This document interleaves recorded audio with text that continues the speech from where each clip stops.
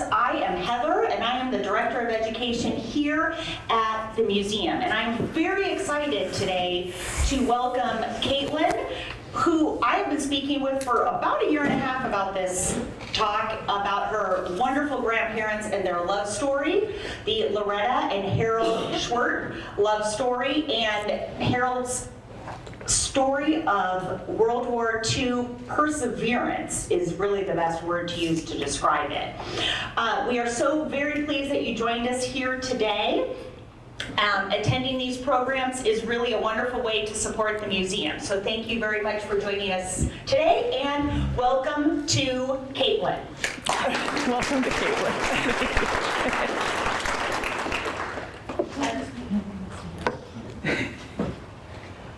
Okay. Hi, everyone. Hi. Thank you for being here. This is really interesting to see everybody because I've been writing about this story for 6 years. And Heather and I were really great pen pals for a while, and they invited me to come November of 2023 for February of 2025, and you get into that notion where I'm like, oh, it's so far away, and then on Wednesday I was driving from Michigan to Georgia with my boyfriend. So, thank you to everybody for being here. Also, thank you to the museum for coordinating it, and also happy anniversary to the museum to the Mighty 8th Air Force. They just celebrated 83 years 4 days ago. Let me try to make sure I know how to do this clicker. Okay, so who am I? I'm going to start with an existential crisis. So my name is Kaitlin Oster. I live in Grand Rapids currently with my boyfriend and our 2 dogs. I'm a professor. I teach at 2 universities up in Grand Rapids, Michigan. I teach American cinema, and I teach English and public speaking. So coincidentally, so I have to set a good example for my freshmen. I have my MFA, my Master's of Fine Arts in Screenwriting, and that's a photograph of me with my grandfather when he was at the July 4th parade in 1991. And then that was us when he got a Lifetime Achievement Award from the Legion in our hometown in October of 2017. So the star of the show. Who was Harold Schwert? So my grandfather, Harold, I'm going to refer to him as Pop for this because calling him by his first name still feels weird even though I'm in my 30s and he passed away. But he was born on January 15th, 1920 in New York City, and he was the youngest of 10 to German parents, John and Mary, and they lived in Jamaica, Queens. He was the youngest. He had an older identical twin. His name was Arthur John. And they were completely inseparable for their entire childhood. Their mother used to confuse them. So she would, reprimand Arthur, and he would say, "No, I'm Harold," so that they could avoid getting in trouble when they were young. And their mother was a seamstress that stayed home, and she made all the kids' clothes, and then she also did work out of the home. And then their father was a milkman during the Prohibition, and then a brewer in New York City after that ended. And like many young men in the United States during the start of World War II, Harold, Pop, along with his brother Arthur, their other brother Erwin, all went and signed their draft cards. So this was 1941. At this time, he was 21 years old, and he wanted to join the Army to be in the Air Corps, because the Air Force itself wasn't formally established until 1947. His brother did not join the Army. He wanted to join the Navy. I don't know what kind of argument that looked like. I could only speculate. A lot of the series that I wrote when I first created the Letters to Loretta series, it began in 2019 after I lost my grandfather. He was just a week shy of his 99th birthday. And at the time, he was the oldest surviving prisoner of war in New York State. When his wife, my Nana, Loretta, she passed away Christmas Eve morning of 2007. And shortly after that, he had given my mom a box of letters, which some of you see on the tables now. It's about 120. And he said, "I can't look at them anymore." And he told her to throw them out because he was a little dramatic. He was a bit of a drama queen at times. But he told my mom to throw them out, that he couldn't look at them. And she gave them to me, and I was 17 at the time, and she said, you'll know what to do with this. And I was already wanting to be a professional writer when I was a kid, so I held on to them for 12 years. And I read them here and there, and then when I lost him, I found myself at this impasse of grief where I didn't want to leave. I didn't leave my house for over a week because I had lived with him at one point. My mother had passed away as well, his daughter, when I was 20, so he was the last of the Mohicans, is what he would describe himself as. But I wanted to figure out how to transmute all of that pain into something that was more meaningful. And what I knew was my grandparents' love story. So that was how the series started. I probably should have led with that, but just riffing. And that was how I started writing this story. So this was the winter of 2019, early 2019. I started March. I was actually, I flew down to the Museum of the Mighty Eighth for the first time in April of 2019. And that was the first time I saw a B-17. And knowing that my grandfather was in that for as long as he was, from everything else that I had did, all the research, all the narrative writing, it really just kind of opened my eyes to who he was as a human being, not just my grandpa, because he was 70 when I was born, so I only knew him as an old man. And being able to read these letters and see the type of man that he was and the type of husband that he was really is what inspired all of this. And that's kind of why I'm here today, because I feel like leaning into love is going to be the greatest thing that any of us can do. But he was courting my grandmother at this time. So they had been together by the time that he was in the Army. And his life itself was very colorful. He was a longtime New Yorker. He was a Yankees fan. You'll see why that's important shortly. But he went to Keesler Air Force Base, the 394th Technical School, because he wanted to be a B-17 engineer.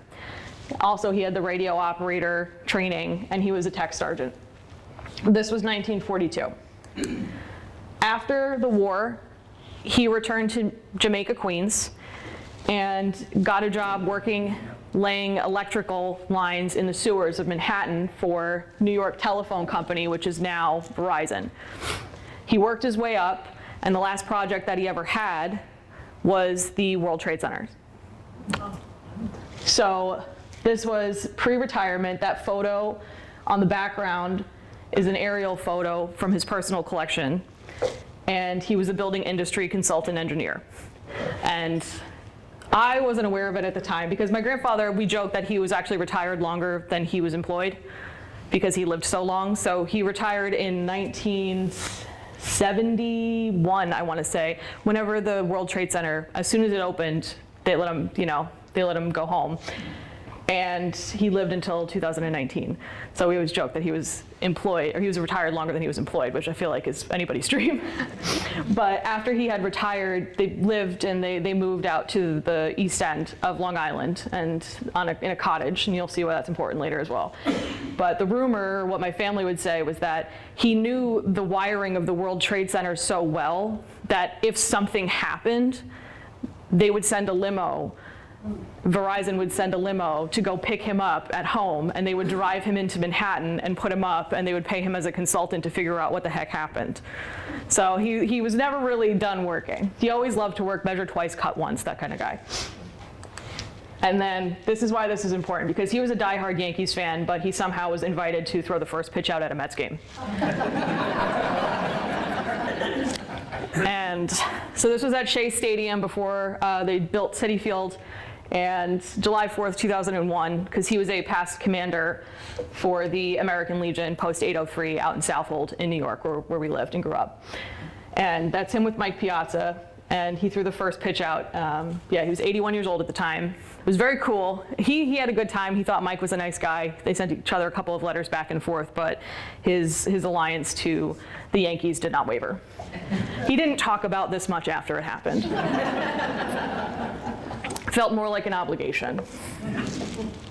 So all of this to say that if you ever asked him what the best part of his life was, it was being with my grandmother. So the photo to the right, oh wait, I have forgot I have a little laser pointer. So this was November of 1945, after he had gotten home from World War II. He returned home October of 1945. This picture was 1941 or 42 I believe, right after he enlisted. So they were childhood sweethearts. Nan and Pop met. This photograph on the left is an original from, I want to say, the early 1940s. That's Von Dolan Playground in Jamaica, Queens. It's still there. They met on Von Dolan Playground in 1936. He was 18 and she was 14, or he was 17 and she was 15. One of those. It was either 36 or 37, but either way, they were kids. And so it was the height of the Great Depression. Things started kind of looking up, and they met on Von Dolan Playground. Their families had known each other. Her family was Irish immigrants. His family was German immigrants. And Jamaica, Queens at the time itself was a really great melting pot of culture diversity. Her parents were actually New York City police officers. Her mother, I believe, was one of the first female police officers in Manhattan. And his parents, like I said, were a brewer and a seamstress.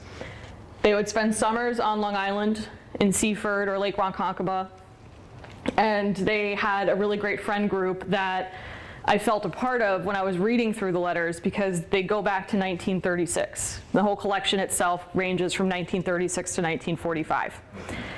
And when he met her, he said that he just kind of knew it immediately. He walked up to her on a swing set, and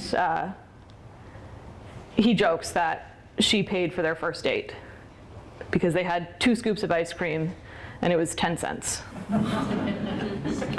And she had it covered. So after he went to his training and finished, he did 1942 to 1943. This letter in particular is from Sioux City. This is just a break of it. He had joked before, and he would tell us when we were kids that he had joked that he told her that he'd even marry her on a Tuesday, because he just loved her so much.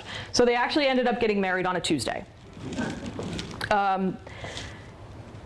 This was May 1943. He spent a year training down by Keesler Air Force Base, learning all of the, technicals that he had to do, finally seeing a B-17 for the first time, and went to the Boeing factory in Seattle, did flight training over Kansas, did some parachute training, anything that he had to do to prepare for the war, because by this point the United States was fully invested in World War II. He was granted enough furlough to get married. So he tells her, where will we get married? I know in your church, so if you can pay the priest a visit. He would always send her letters for stuff that had to get done. Can you do this, when they got married? Thank you for sending all of the thank you cards out. She gave him an itemized list of everything they received. They were very bookkeeping back and forth. But he was a poet to her. No matter where he was constantly writing her letters. I have letters from the train ride down to Keesler.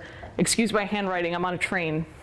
Anytime he could get a second to just write a letter to her and let her know that he was thinking about her. Because she couldn't really get letters to him. And it started in 1938. They were a town over, or he was at his family's, summer cottage that they were renting, and she was in Queens, an hour drive. He would still write a letter to her, just so that she knew it. She'd write one back. So they ended up getting married June 1st, 1943. June 4th, 1943, he's on a plane to England. So they were married for 3 days. They had courted for about 6-7 years. They were married for 3 days. And he gets sent up to Bangor, Maine. And now he's preparing to go to Germany. And he never talked about it much, that feeling.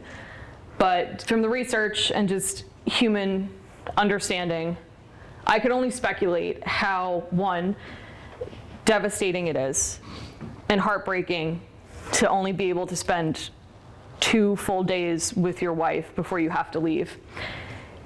And then going to Germany, and the first time that you're stepping foot in your family's home country, you're blowing it up. And I felt that my grandfather, when we were kids, he was a very gentle man, very stoic, very kind. But I try to think, if I was 23 years old and I had to leave everything and I had to go into this unknown place that was supposed to be where my family came from to destroy it because of Adolf Hitler, how he could have been feeling.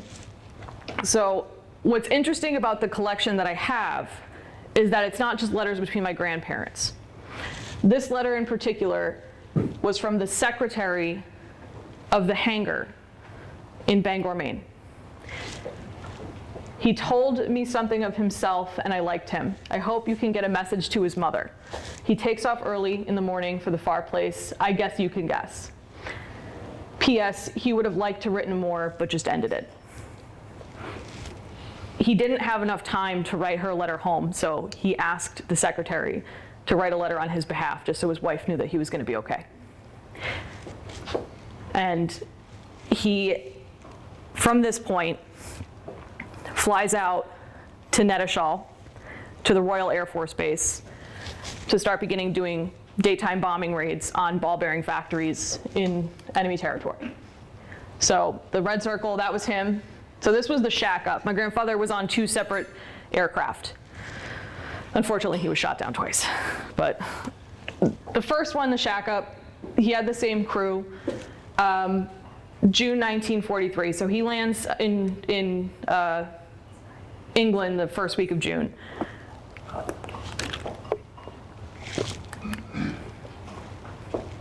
Some B-17 facts. So the B-17 itself first flew in 1935, entered services in 1938, and during World War II, over 12,700 B-17s were produced. Yeah, any Masters of the Air fans? It's always important. I was really happy to see that they finally made a series about the B-17 bombers, especially because I have a film degree, and looking into the mighty 8th Air Force, there was a gap of between about 1954 and then 2024 about like quality, intentional B-17 focused, mighty 8th focused films and television stories. Even though World War II films are, I'm not lecturing my film students, but even though World War II films are wildly popular, I don't think there was ever enough about the B-17s or the mighty 8th Air Force. The strategic bombing raids that they used to do primarily existed over Europe. They targeted factories, transportation hubs, and oil refineries. My grandfather's specific missions were to target ball-bearing factories that were responsible for production of tanks. So they were trying to stop it before it could start.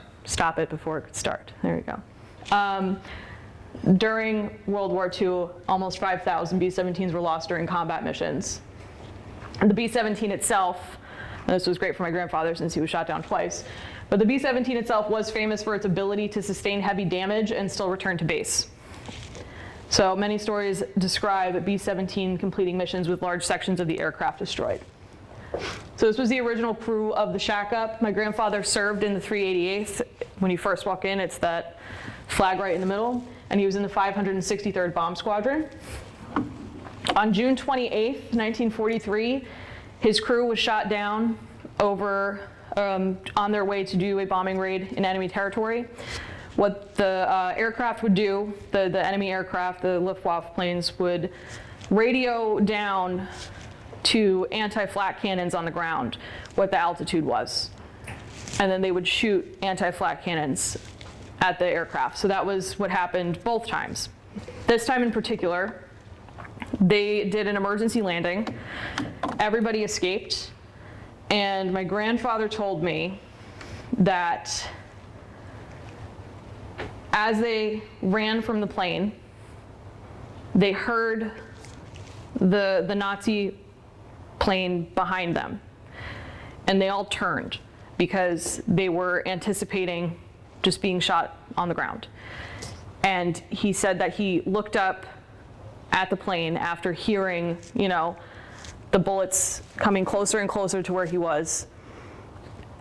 And the plane wiggled its wings and flew away and left all of them there on the ground. And they made it back to base.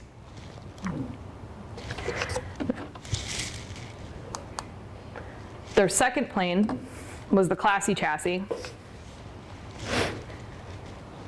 It was last reported in Dorla, village of Dorla, south of Kassel. Very small village. They took so much enemy fire that the plane lost its entire left wing. They were on their way to Kassel to a ball bearing factory. When it was shot down, the aircraft itself was declared missing in action, July 30th, 1943. All 10 crew members bailed out of the bomb shaft, but one of those 10 crew members is still counted as missing in action. And the damage to their B-17 was so extensive that the country of origin of that aircraft wasn't actually identified until 1994. During that whole firefight, they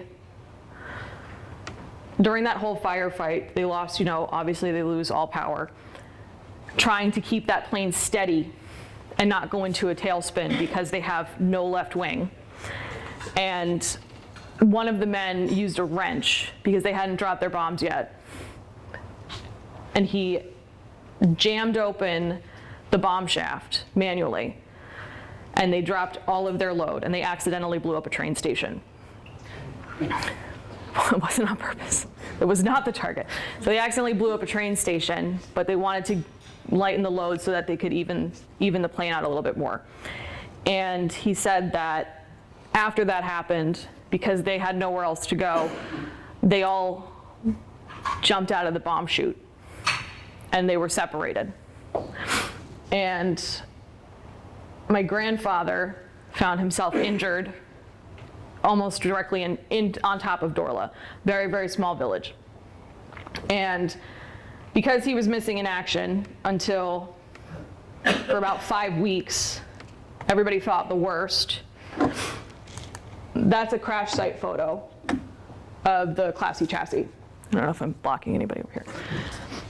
So the photo that was taken here, when they identified the country of origin in 1994, an independent journalist his website is no longer available, but I found this in about, 2007. My grandfather didn't tell us about this, or we just didn't know. So this is 94, 95. I was very young at the time anyway. They had a reunion of the remaining members of the Classy chassis. It was 3 men.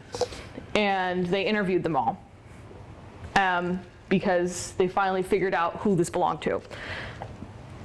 When my grandfather was discovered, he had told us that he was taken in by an elderly couple that was living in the village because he was wounded and because my grandfather is German.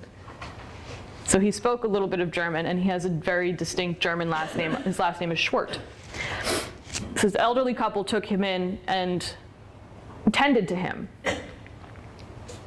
Nazis saw that there was a plane that had gone down. They saw people coming out of the plane at the big white parachutes. So they tracked down and looked for everybody. My grandfather had told me that, even though he was wounded, these villagers, these elderly German villagers were trying to take care of him. When he was discovered, the Nazis had actually threatened to kill the people in the village if they didn't give my grandfather to them. So, obviously, my grandfather was given over to the Nazis. They saw that his name was German. They told him that he was a traitor because he had a German last name. And they stole his flight jacket because it had his name on it, which he was still angry about. We got him a leather bomber jacket for Christmas one year, and he was like, "Oh, great!" It kind of looks like that one that I loved that was stolen in 1943. But he was stripped of his flight jacket, and that was pretty common too. Eventually, because of the the Geneva Conventions, Geneva laws, they stopped taking the flight jackets and the bomber jackets from the airmen, but that was pretty common in the beginning. They would take their flight jackets, kind of just remove anything that they had or that would keep them warm. He was verbally abused and he was beaten. And then they put him on a cattle car along with all of these other airmen, and he was transported to prison camp. So he was missing in action for approximately 5 weeks. I have a letter that I would like to share. But he was missing in action for approximately 5 weeks. Around the same time, and this was significant, was my grandfather had 2 really great friends in the Army Air Corps. One was Jack Thompson and one was Ned Transon. I have letters from both of them. Jack Thompson was in the plane in front of my grandfather while he was under attack. And he wrote a letter home to my grandmother, and this was in September of 1943. So my grandfather had already been in prison camp at this time. And he says, "Dear doll," Nana was a popular lady. But he says, "I already knew Harold was a prisoner of war from his sister, and she had also given me his address. You'll never know how much I worried as I waited for the news which I had hoped would come true. And as you can figure, I wasn't positive. But I can give you a picture of what I saw. We were in front of Harold and things got quite warm. And suddenly I heard Ned call out to me and say the pilot Kelly was in trouble. As usual, we had always kept an eye on each other. I watched whenever I could to see what was taking place. I waited and waited for the chutes to get out. If that gang only knew how much I cursed and prayed for them to hurry, they'd never forgive me. 1,000 years came and went, and then out they came. 5 of them was all I could see. When we got back home to base, Ned looked at me and I looked at him. Neither of us were caring to say what we thought we saw. My tail gunner hugging and Marble, my waist gunner, must have read our minds. And the first thing they both said was, "Don't worry, we saw 10 parachutes open." We were so happy knowing at least they had a chance. Tears came into our eyes, but it must have been someone's cigar smoke. And he says about Red, because my grandfather had bright red hair. He said, "All I did was pray and hope and wait, and my prayers certainly were answered." He says, "Tell Red that we're okay and don't worry about us, even though you won't hear from us except from other sources." And he goes, "Take good care of things, Loretta, and if you can spare an extra prayer, I know a fellow that can use it. P.S. Tell Red, D.B. Adams, Carl Alexander, and C.C. Jones they're all okay. They went down with the plane." So part of being an English major and being a professional writer, words are so important, letters are so important, and it's so wonderful to me, and I feel so lucky to be able to have these accounts and not assume that I knew what happened. Because I am a narrative writer, and the series itself was very much narrative because it's really hard to gather information from people who are no longer here, or from voices that you can no longer hear. And I feel through these letters I could hear everybody's voice, and I could see everybody's emotions and see how everybody felt during that time. So my little key here, this was where they crashed, and he was taken down to a processing. They strip them of their belongings, they interrogate them, they assign them their prisoner numbers, and then from there he was transported to Stalag 17B, which is actually the inspiration for that show Hogan's Heroes, but it was not that funny.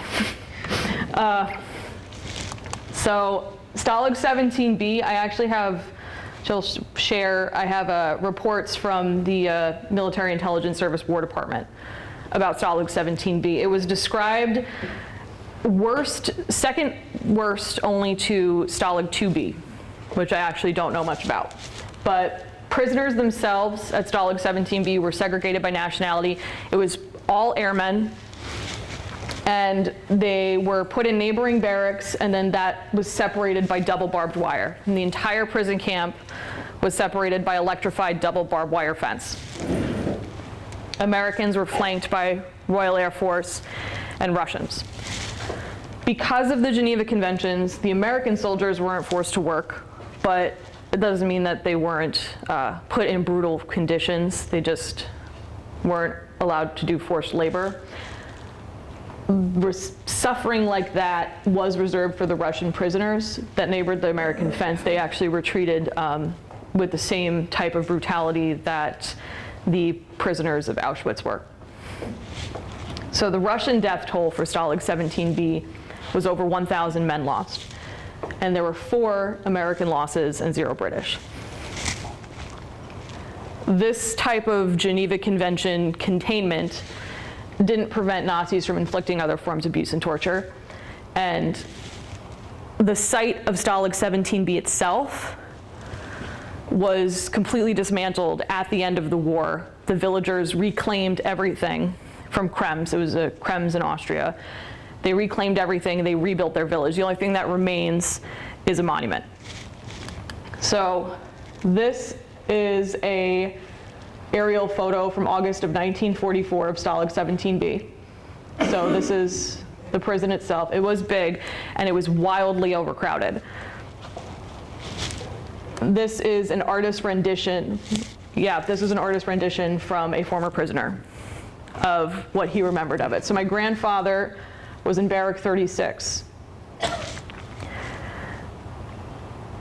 Stalag 17B itself, food itself, poor in quality, poor in quantity. When they would get Red Cross packages, because again, Geneva laws, because they couldn't turn away the Red Cross, they would reroute them. So road blockades, they would blow up a bridge so they couldn't get over it. It would take weeks and weeks for them to get their packages. When the men would get their Red Cross packages, the Nazis would go through them and they would punch holes in any of the canned goods so that they couldn't keep them and hoard them. So they would have to eat them within a certain amount of time. They had poor health. My grandfather had suffered from scurvy in 1944. He was actually helped by the British Red Cross because they had oranges. But the men that arrived, a lot of them were wounded, like my grandfather included. A lot of them would have the same field dressings 2 to 3 weeks at a time. Their clothing was either what was issued or what they showed up with. And that was pretty much it. If they got something from the Red Cross, they weren't allowed to hoard things. There's a story from a prisoner that the Nazis went through this period of time in 1944 where they mustered all of the men outside of their barracks. So they grabbed all their stuff. They think that they're leaving. And they leave them standing outside in the snow and the cold for the whole day. And then by the end of the day, they tell them to go back inside. And then they wait a couple days, maybe a week. They do it again. All the men take all of their things and they go and they wait outside. And then they send them back into their barracks. And they're not touching anything. They're just telling them stay outside, and then they just go about their business. So the third time they do this, the men are like, this is just ridiculous. They're just messing with us. So the men leave their belongings and they go wait outside. The Nazis go into the barracks and they go through all of their belongings. And anything that looked like it was hoarding because they weren't running a hotel, because of a consequence of a rich supply of food from the Red Cross. They stole all their food. And then the men that were imprisoned were served, I have a copy of a menu that we'll get to, but they were served water with boiled old potatoes, water with bugs.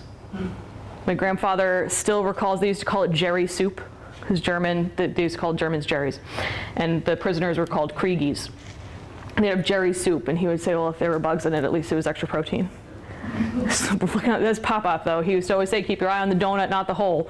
So very, very, look at what we do have. But their rations were halved January of 1943, or 1944, their rations were halved as well.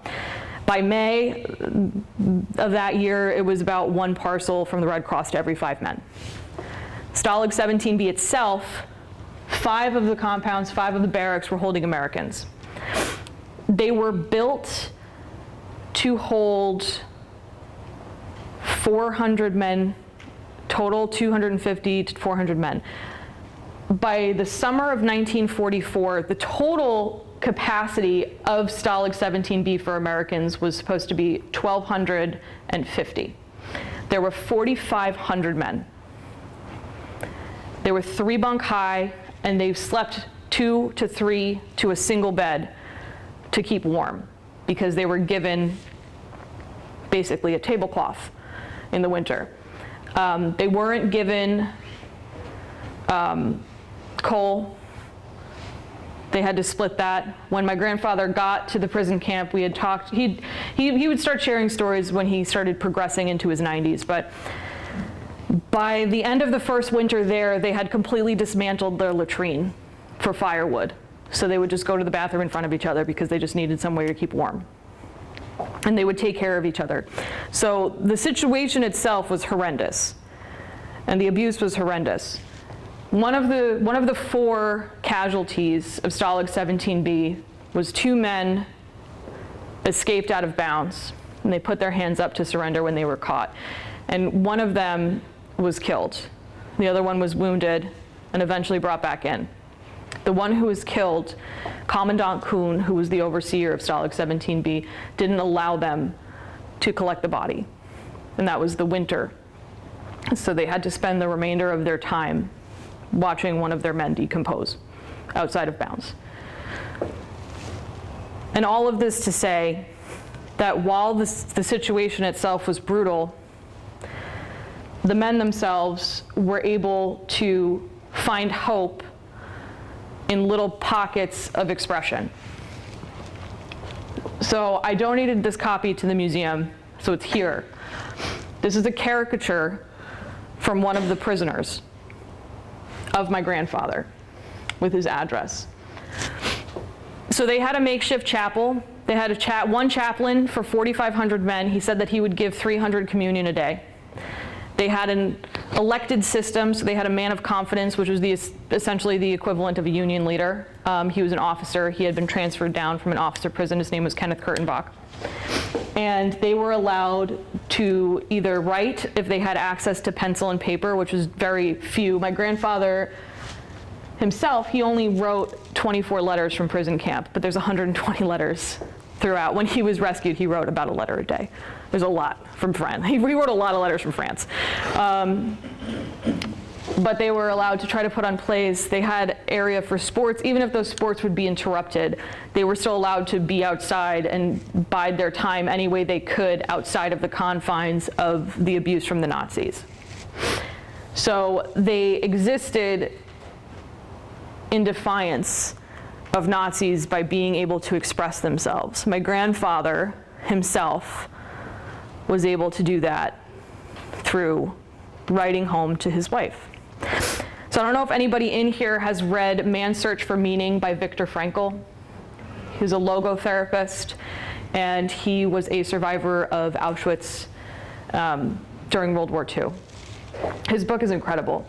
But he says in his book, "I understand how a man who has nothing left in this world still may know bliss, be it only for a brief moment, in the contemplation of his beloved." Viktor Frankl, unfortunately, lost his entire family in Auschwitz. His wife was killed almost immediately after she had entered, and they were separated, and he didn't know this. And in his book, he says that he would write mental letters to her, and through that, he could see her, no matter where she was, and he couldn't tell if it was her spirit or if she was waiting for him on the other side somewhere and was alive, but he would write her letters. So my grandfather which I didn't know until after I read all of these. And I'm thinking this is where I became a writer, and this is who I inherited it from, because he was quite a poet. This is my favorite quote. I turned Letters to Loretta into a feature film that I wrote, and this is the opening scene, where he tells her, "The noonday sun that melts the snow brings thoughts of you, and how easily my heart would melt if your rays could reach me." And then after that, he said he hadn't looked at a woman since he'd been there. Even though there were none, he said the fact still remains. So, being able to, I mean, aside from having censorship laws and censorship requirements that he couldn't really say, yeah, it's terrible, I get beaten a lot and they don't like me because I'm German, but he was more concerned with putting her mind at ease than he was of anything else. And that to be able to have access to, out of 4,500 men, and out of getting one Red Cross parcel to every 5 people during this time and during this imprisonment, he was still able to find 24 pieces of paper and write 24 letters home, even if it was just on pencil and it's on German prison parchment. He still wrote her poetry. And I found that it's just, I have no words for it, because it's really just that incredible aspect of the human will, finding something to hold on to get us through the worst parts of our experiences. This was the first letter that he wrote in September of 43. He says, "If my letters are few, don't worry. I'm always thinking of you. Maybe it's because I love you with all my heart and soul. How's our hope chest coming along? Is it full? I hope you're adding to it every week. Things sure are okay. I'm getting along fine, and I really miss you. I would like you to send me a package. The Red Cross will let you know how much and what you can send. All my regard, all my love." So he's still sending these letters, not to say that it sounded like he was at summer camp, but he's sending these letters to just completely put her at ease. And this is a clip from the Brooklyn Daily Eagle when he was finally found. He can't talk about it, and soon it will all be in the papers. His mother was working out a system where she could forward letters of the twins, because Pop's brothers were in the Navy, to their oldest brother Erwin, who was also in the Navy. He was in the Caribbean though, so he was right off the southeast coast of the United States, and they were trying to figure out how they could keep these letters going.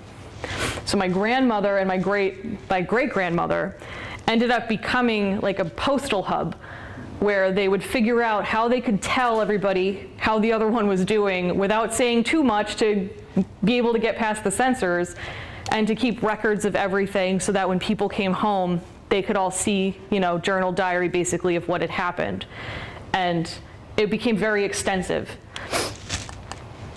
So yeah, at the time, over 4,000 airmen themselves were in Stalag 17B. They endured harsh winters with limited access to coal or heat, and Harold wrote 24 letters home during his imprisonment, which itself is, that's a lot for what the time was. This is a copy, it's not his, but it's a copy of a prisoner at Stalag 17B's menu. So he put every single day. Most days they would just get hot water once or twice a day for their meals. They would get rotten potatoes and maybe raisins, sometimes canned corned beef from the Red Cross packages, and that was when they came through. But again, they didn't have much time to eat them after they received them. And then he had posted several quotes of how they, not beetle soup again, apparently was a very common phrase at the time. Getting jerry jam, hot water in the brew pot, trading their rations, trading D-bars. D-bars were like a chocolate bar that was very high in calorie that would come in with the Red Cross packages, so they would try to keep those. Those weren't taken away from them. Okay, so what about Arthur? This presentation is predominantly about my grandparents, but I feel it's important to talk about the twin. So, the family rumor, it's not a rumor, my Nana had a crush on Artie before she dated my grandfather. And she and Artie ended up becoming very dear friends. They had the exact same sense of humor. We actually just found a letter that Heather had scanned in this morning where my grandmother would send Artie letters while he was away, and it would just be jokes. She just numbered them like 1 through 5. She would say, hey, I've got a lot of moron jokes for you today. And then she would just write a list of jokes. And she'd be like, isn't that funny? Have a good day. And that was their relationship. So this was the first letter Artie, one of the first letters Artie that had written to her from Ronkonkoma, from the summer home. We can say we're having a swell time, but we won't say we wish you were here. So they would always joke with each other, and they became very close. And Harold and Artie were inseparable. They did everything together, and joining different military branches was the first time that they ever said goodbye. So he says, what's cooking? Tell your boyfriend in the dirty brown uniform I was looking for him. Because my grandfather was in the Army, so he had a brown uniform. Artie served in the Pacific on PT 154. They would do anti-barge missions to deter fuel tankers.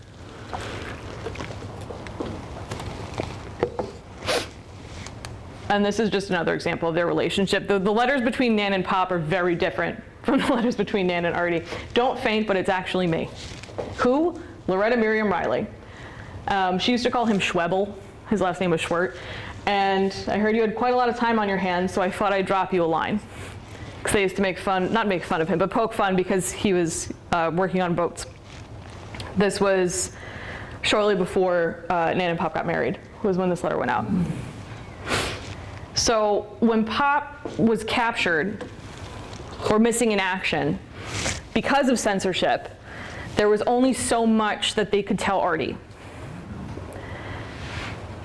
In the collection, there are 3 letters starting August of 1943.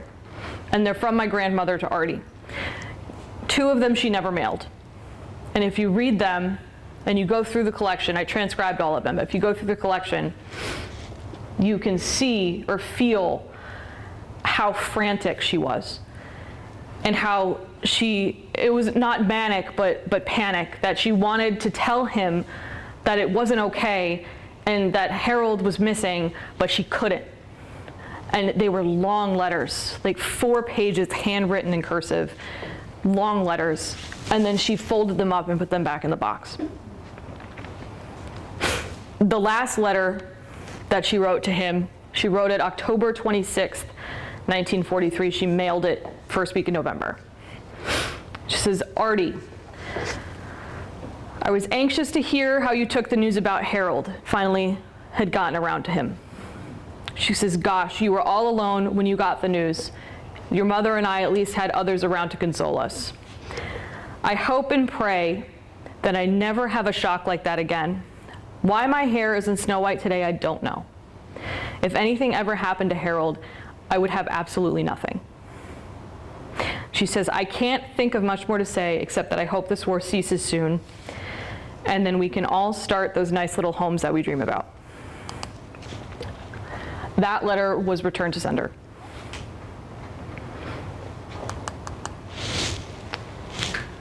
Uncle Artie was on a midnight mission, November 14th, 1943. The port side of his boat took a torpedo, and his boat blew up. And he didn't die immediately, but when he was returned to land, because it was so hard to access proper medical care because of the location, they only had morphine. And he gave his morphine away, and he passed away when he was 23 years old. And he never got that letter. And my grandmother got that letter back. and starting those little families in those little homes. There are a lot of letters in here where my grandfather would write that we'll get that little cottage, because he didn't know his brother was dead, because he couldn't know because of censorship. So his mother and his sister were interviewed in the Brooklyn Daily Eagle that for mental health reasons, they're not going to tell him that his best friend is gone. And because of censorship, they can't give anything away. So he endured all of prison camp for 2 years before he got home, never knowing that his twin was dead.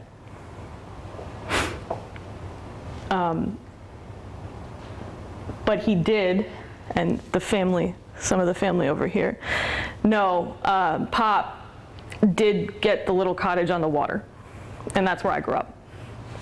So he kept that promise, the hope chest. He was very into the hope chest. But they did get the little cottage on the water, and they lived there for, 70 years, 60 years? So over the next year and a half, my grandfather was doing anything that he could to stay alive in the environment that was having steadily worsening conditions. In the ETO from the War Intelligence Office, that last winter, on record, it was one of the coldest winters in Europe at the time. And the men had their rations halved, removed, because they were seen as, too lucky, I guess. And they were starting to become ill, emaciated, but they kept in really high spirits because they had writing, they had each other, and they had this elected system where they felt that they had safety among themselves. And they kept these little pockets of things in their minds and their hearts that Nazis couldn't take away from them. So he endured what he could. At the end of World War II, the Russians gained advantage and started moving west. So the Nazis see that these prison camps are being overrun, and they round up the men, they round up the prisoners. American prisoners themselves, they were split up. It was 4,000, I believe, 4,000 American prisoners. They were split up into groups of 500. And then they were all watched, monitored by SS and German Shepherds. And they marched the men out of the prison camp, April 8th, 1945. The remaining 200 Americans that were too ill to walk were left in the prison camp. And my grandfather stepped out of Stalag 17B for the last time, April 8th, 1945, with 4,000 POWs. This was a death march. It was 900 sick total, but 200 Americans. This was a death march along the Danube River. And they covered about 281 miles of walking in the elements. And this is where I really start to like humanity. So because there were these little pockets of very small Austrian German villages that couldn't have the strength to fight against what was wrong, my grandfather and these men would march, and some men, they would just die, they would leave them there. Or they would shoot them and they would leave them there. 18 days sleeping out in the elements. There's a rumor that a couple times they were allowed to sleep in barns that were abandoned, but essentially sleeping outside. My grandfather said that there were old Austrian mothers that would come out of their homes and they would have loaves of bread in their aprons, and they would break off pieces of bread, and they weren't allowed to interact with the prisoners. They would throw the bread at their feet like little ducks, and they would pick the bread up and they would eat it and keep walking. or they would go into somebody's garden and pull up a carrot and just eat it covered in dirt and keep walking. When they would stop over this 18-day death march, they would break off into groups of 3. My grandpa said that they had one man would, guard. One man would look for food, and one man would look for wood. So they had some Red Cross rations, but not enough because they were moving. And this was my favorite story that my grandpa told me, was that he happened upon a young Austrian girl that was coming out of a chicken coop with an apron full of eggs, and he said that he terrified her because of how terrible he looked, because he had not seen his own face. And he apologized to her in German. And he had tried to barter, and she was afraid of him. And he reached into his pocket and he pulled out sewing needles from one of the Red Cross packages. And he held them out in his hand to her, and he said, "Ich habe Nadel," because his brother was a seamstress, so he knew how to say that. And he told her that he had sewing needles, and he traded her sewing needles for a chicken egg.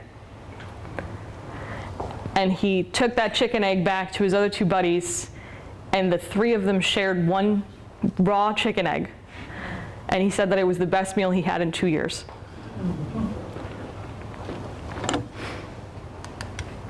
So after almost a month of doing that, with little to no food, no shelter, May 3rd, 1945, General Patton's Army, 13th Armored Division Black Hats, came upon the remaining prisoners, arrested and fought with and rounded up the remaining SS, and the men themselves were transported back on a C-47 to Le Havre, France, where they had a base. But my really awesome graphics, my visual boot cartoon.